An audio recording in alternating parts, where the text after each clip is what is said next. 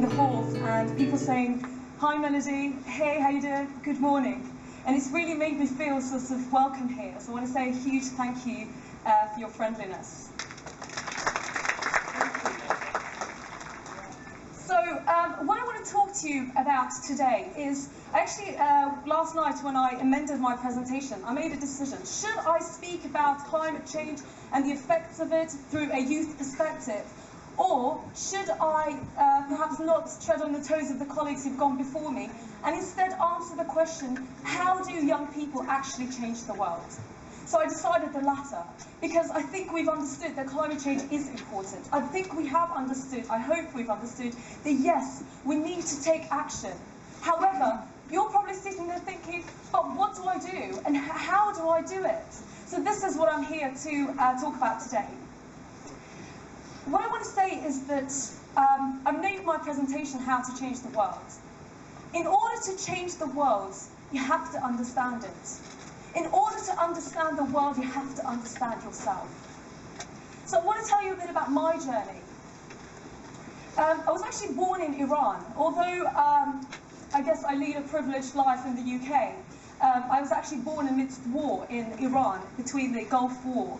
And, you know, my family almost died. There were bombs dropping, and our neighbours died. There were bombs dropping all around us. The bells would go off, and we'd have to go into, like, the cellar to, you know, take refuge from the bombs that were dropping around us. And we fled. My family and I, my mum, she held us, and we fled to Sweden by land, where we became asylum seekers. And that's where I grew up, in Sweden.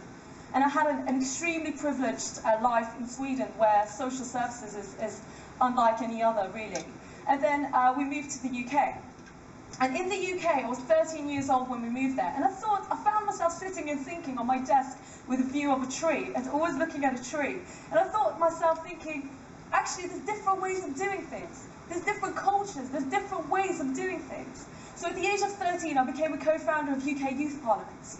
And it's an extremely amazing organisation. And Lucy, sitting over there, actually used to be a member of the Youth Parliament. So perhaps she can take some of the questions afterwards if you want to know more.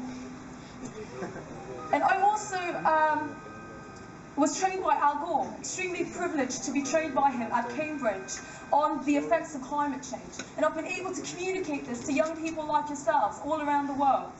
He's an extremely incredible man, by the way. And so I attend UN climate negotiations and make speeches and try and affect decision makers. And I think it is important to do that. And I think it is important. We live in a political world, and there, you know, there is political power, and it's important to influence that. But what I do, also importantly, is that you know, we can say to young people, here's funding, here's an opportunity, go out and change the world. But if young people don't have the necessary skills to be able to do that, then it's futile. So I spend my time training young people. The core training that we do is around project management, communication skills, and leadership skills. So here I'm doing that training in East Asia, in Indonesia actually, and worked with amazing young people from all around East Asia, and giving them those necessary skills. And in that picture there, we're visiting an organic farm and then doing the training. And here, I'm making a presentation on the effects of climate change to homeless young people who don't have a roof over their head except for this shelter. They don't have a family, and yet they're interested to know what's happening in our world. And when we made this presentation, they were asking me, what can I do? How is it happening? And what can I do? And these are young people in the middle of nowhere. And it's amazing, and I'm privileged to do that. And here, delivering a similar sort of training on skills development in the Middle East. We've done several of those around the Middle East. And really importantly, my view is that actually, you know, we've got so much to learn from each other. And I've been here and hearing some of the things that you've been saying, and the innovative thinking that you have shown me, and the passion. And it's amazing, and your culture is different. You know, you've got something to offer, and it's important to do that. So that's a little bit about what I do.